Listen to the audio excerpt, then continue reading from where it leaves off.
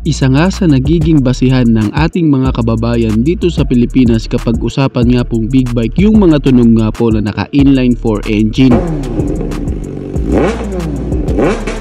Kahit sino naman talaga guys, kapag nakarinig ka talaga ng inline 4 engine ng isang big bike, talaga namang mapapalingon ka at masasabi mo na may parating nga po na big bike. Ang mga ganitong kategory nga po ng makina guys is alam naman natin na pricey talaga. Ika nga ng iba suntok sa buwan talaga ang mga presyo nito. Talagang mamahalin ang mga motorcycle na ito, ang mga naka inline 4 engine. And bukod nga guys sa meron siyang malakas na makina, alam naman natin na ang mga big bike is meron din po talaga mga futuristic design, mga maaangas and aggressive looking, and kakaiba sila sa mata. Kilalang kilala nga po ang motorcycle brand dito sa Pilipinas na si Rossi. Si Rossi is meron na nga din pong mga 400cc na available na po dito sa Pilipinas na pwede mo na din pong mabili. Pero dito nga sa video na to guys is meron nga po tayong pag-uusapan na bagong sports bike daw po ni Rossi na talaga naman pong napakaangas niya. Isabi nga po ng ilan sure daw po ito na ilalabas dito. And syempre guys, tulad nga na nabanggit natin kanina, siya nga is naka inline 4 engine and meron nga pong futuristic design and more on aerodynamics and super sports bike nga po ang kanyang category. Ano-ano nga ba ang katotohanan may kinalaman sa super sports bike na ito? Yan nga po ang ating aalamin guys, and magbibigay nga po tayo ng linaw patungkol nga po sa motorcycle na ito. Kaya samahan nyo ako guys na pag-usapan ang motorcycle na ito.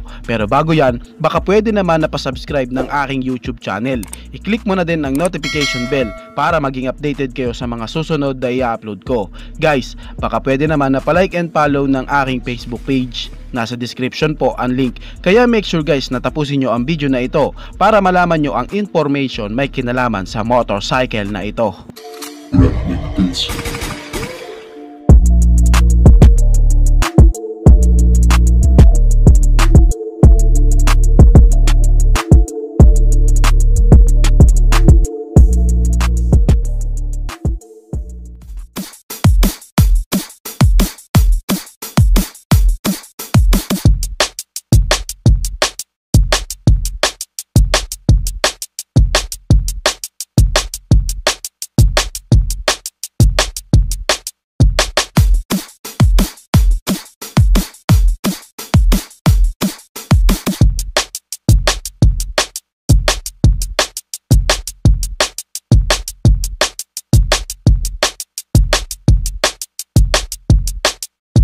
Ang tinutukoy ko nga guys is walang iba kundi si Cyclone 680R. Ha? Sabi mo Rossi 680R to. Sabi mo Rossi inline 4 engine ang motorcycle nito. Sabi mo kay Rossi ang motorcycle nito. Well, yan nga po ang ating bibigyan linaw guys dito sa episode natin na to. Well, bago natin pag-usapan ang part na yan guys, pag-usapan muna natin kung gaano nga ba kasulit ang motorcycle na ito. Well, kitang-kita naman guys sa kanyang physical appearance na meron nga po siyang napaka-futuristic design and more aerodynamics design and aggressive looking, and syempre kitang-kita din po sa mga details ng motorcycle na to guys na talagang pinag-isipan po kahit nga po sa kalit-liitang detalye. And syempre napakaganda rin po ng kanyang bodyworks, lalo na nga po yung mga ginamit sa kanyang mga materials. And syempre guys, kita din po kahit sa pairings na talaga naman pong sulit na sulit ang pagkakagawa sa kanya. Well, kung titignan nga guys ang kanyang tindigan, mayroon ka din talagang makikita na sports bike na hahawig sa kanya. Hindi na natin mapagkakaila guys na talagang hawig na hawig nga po ang motorcycle na ito sa Honda 650R. Well, ang Cyclone 680R nga kasi guys is doon naman talaga siya nakahango. And alam nyo ba guys na ang kanyang makina is reverse engineering nga po ito sa Honda CBR 650R. Kaya hindi mo na din talaga mapagkakaila guys ang itsura nito, lalo na nga po yung kanyang engine format guys na talaga namang kitang-kita din talaga na pagkakahawig kay Honda CBR 650R. Kung pag-uusapan naman natin guys ang kanyang physical appearance, makikitaan mo din po talaga ang super sports bike na ito guys na napaka-aggressive looking. Kitang-kita nga po lalo na nga po yung kanyang headlight na makikitaan mo talagang galit na galit ang pagkakagawa sa kanya. Or on aerodynamics guys, samahan mo pa po sa kanya nga po maaangas na forma ng kanyang winglet, and meron nga po siyang shark gills na talagang makakatulong po para nga po sa aerodynamics design na mas marami nga po ang mga ventilation na dadaanan ng hangin. May mga ilan nga po sa ating mga kababayan guys na nagsasabi na kapag inilabas na nga daw po ang motorcycle na ito dito sa Pilipinas, tsak nga daw po na parallel twin cylinder lang ito. Pero syempre guys, malabong mangyari yon dahil sa ang inilabas nga po ni Cyclone is yung inline 4 engine na makikitaan mo din pong napaka-unique nga rin po ng pagkakagawa sa kanyang kanyang nga pong underbelly exhaust po, dahil sa dalawa nga po ang kanyang exhaust. Samahan mo pa sa kanyang maangas na forma sa likurang bahagi, dahil nga din po sa naka single sided swing arm ito na lalo nga pong gumanda disenyo ng likurang bahagi, lalo na nga po yung kanyang gulong na para nga po siyang nakalutang dahil sa single sided swing arm. Ngayon guys, pag-usapan na nga po natin ang kanyang engine specs at ang kanyang nga pong mga features at kung gaano nga ba talaga kalakas ang motorcycle na ito. Ito nga po guys is meron nga pong 674 cubic centimeter engine displacement, naka 4-stroke, and syempre siya nga po is naka inline 4 engine na meron nga pong 16 valves, naka dual overhead cam, and meron nga po siya guys features na assist and sleeper clutch. Alam naman natin guys na ang sleeper clutch is kailangan talaga, lalo na nga po sa ganito kalalaking engine displacement. Ang sleeper clutch guys ang nakakatulong para nga po mapanatili niyang stable ang rear tire mo kahit mag hard downshift ka, and makakatulong din po na maprotektahan ang mga gearing mo kapag nag hard downshift ka, and syempre more on comfortability dahil sa palambot nga po ang clutch lever mo. Pag-usapan naman natin guys ang kanyang power output. Pagdating nga po sa kanyang maximum power, meron nga po siyang 80 HP at 9,000 RPM, and meron naman siyang maximum torque na 60 Nm of torque at 8,000 RPM. Well, para sa power output na yun guys, makikita talaga na hindi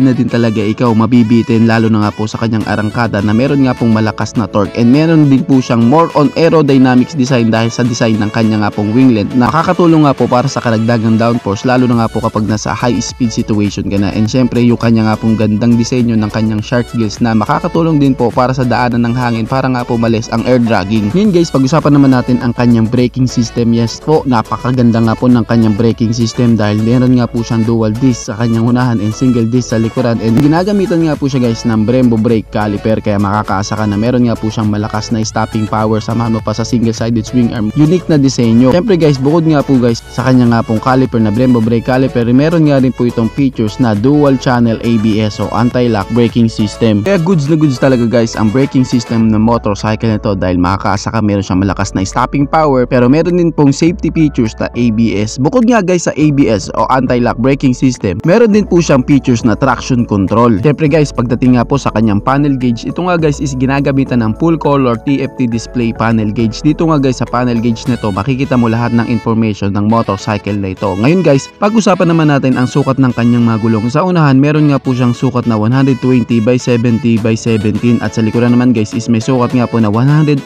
by 55 by 17. Pagdating naman po sa kanyang fuel tank capacity, meron nga po itong fuel tank capacity na 17 liters, and ang kanya nga pong dry weight guys is may bigat nga po na 206 kg. Pagdating po sa kanyang seat height, medyo may kataasan nga po ito na may sukat nga po na 210 mm.